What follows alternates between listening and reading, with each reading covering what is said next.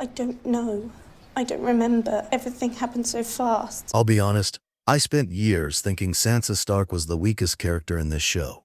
And I was completely wrong. For a decade, the internet called her naive, useless, the sister who picked the wrong side, the girl who stood in front of a king and queen and said nothing, while Arya told the truth and Lady paid for it with her life. The girl who let Micah the butcher's boy die, who watched her wolf get executed, and didn't even fight for her. That is the reading most people carried out of Season 1, Episode 2. It took me embarrassingly long to see how wrong it is. Because what Sansa does in that room, 11 years old, a few days south of Winterfell, surrounded by knights and queens and the full machinery of royal power, is not cowardice. It is the most sophisticated political calculation made by any Stark in the entire first season, including Ned. She already understands something her father will spend the rest of his life failing to grasp. In this world, truth is not a weapon. It is a liability. 5 words. I don't know. I don't remember. Said quietly, eyes down, in the voice of a frightened girl. The first great move of Sansa Stark's life. Nobody in that room sees it for what it is. That is the point. What actually happened? The truth nobody wanted. The facts at the Trident are straightforward. Joffrey found Arya and Micah sparring with sticks. He joined, not to play, to dominate. Drew his real sword on an unarmed child. Started hurting Micah. Enjoying it. Arya intervened, knocked his sword into the river. Nymeria bit his arm to stop him going further. That's the truth. A prince drew a real blade on a butcher's son for sport, got bitten when he wouldn't stop, and lost the sword. Joffrey's version, delivered to the assembled court, is something else entirely. She and that boy beat him with clubs while she set her wolf on him. Clubs that did not exist.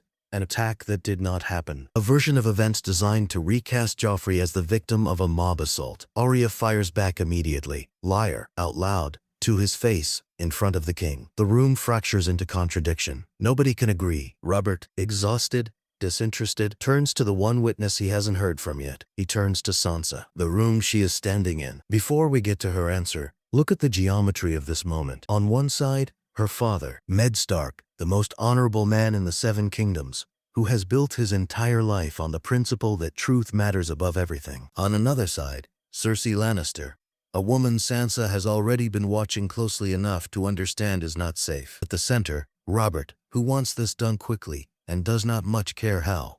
And Joffrey, the boy she is betrothed to, standing there with a wounded arm and a story everyone with eyes knows is false. Robert tells her to tell it all. Tell it true. It is a great crime to lie to a king. She runs the calculation in the space of a breath. If she tells the truth, confirms Arya's account, she publicly humiliates Joffrey in front of his parents, calls the crown prince a liar in open court, makes an enemy of Cersei on her first week in King's Landing, gains exactly nothing, because the Lannisters have the power and her word against Joffrey's will never carry the day. If she backs Joffrey, she lies, betrays her sister, becomes complicit. These are the 2 options most people see. Sansa finds the third one. The answer, 5 words that change everything. I don't know. I don't remember. Everything happened so fast. And this is the part that genuinely got me when I finally watched the scene properly. It is not a lie. Everything did happen fast. She does not claim Arya is right. She does not confirm Joffrey's version. She offers the court exactly nothing, delivered in the voice of a frightened, overwhelmed girl who cannot be blamed for failing to track the details of a chaotic fight. Nobody can call her a liar. She hasn't said anything false. Nobody can push her further. She doesn't remember. What more can you extract from a girl who wasn't close enough to see? Arya screams liar across the room. And Arya is right. Sansa knows exactly what happened. She was there. But that scream tells you everything about the difference between these 2 sisters in this moment. Arya believes being right is the same as being safe. That if you say what you saw clearly enough and loud enough, power will have to acknowledge it. Sansa already knows this isn't true. She has been watching Cersei, watching a court. She is 11 years old, and she has already grasped the fundamental lesson that her father, a grown man with decades of political experience, never manages to learn in time. Power does not bend to truth. Truth bends to power. What honesty actually cost? Here is the comparison that matters. Arya tells the truth, loudly, repeatedly, calls Joffrey a liar to his face, defends Micah, refuses to back down. Micah dies anyway. Lannister men hunt him down on the road. His account? even with Arya vouching for it at the top of her lungs, carries no weight against a prince's word. Nymeria escapes only because Arya chases her away before anyone can catch her. Lady dies. Lady who wasn't even at the Trident. Lady who has never harmed anyone. She dies because Cersei demands a wolf be punished, and because someone has to pay. Ned kills her himself. A mercy, but she dies. Now look at what Sansa's 5 words produce. She doesn't save Micah. She was never going to save Micah. That decision was made the moment Joffrey's version became the operating story, and no 11-year-old girl's testimony was going to overturn it. She doesn't save Lady either. That's beyond her. Cersei has already decided.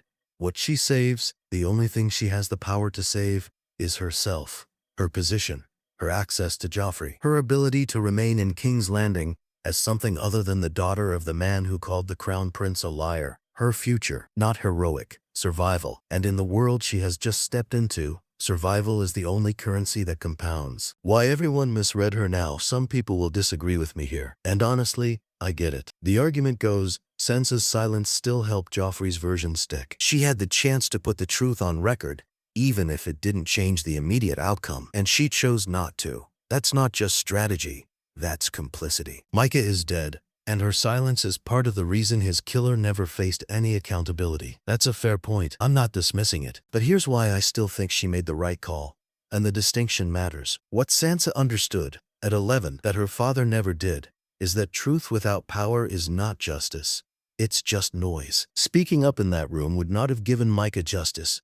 It would have handed Cersei a reason to destroy the Starks 3 seasons earlier. And then nobody gets justice. Not Micah, not anyone. Ned Stark is the model of the alternative approach. He fights. He tells the truth. He refuses to bend even when bending is the only thing that keeps him alive. He dies in a public square, and the bad people do not pay. The truth he insisted on telling saves nobody. Sansa watches this happen to her father, watches it happen to Robb, files it away. The girl who could not remember what happened at the Trident becomes the woman who outmaneuvers Littlefinger, the most dangerous schemer in the 7 Kingdoms, using his own methods, becomes Lady of Winterfell, becomes Queen in the North. None of that happens if Sansa spends Season 1 fighting battles she cannot win. The silence is where all of it starts. Arya was brave. Sansa was right. This is the distinction the show is quietly making, and most viewers missed it because bravery is visible and intelligence is not. Arya is brave.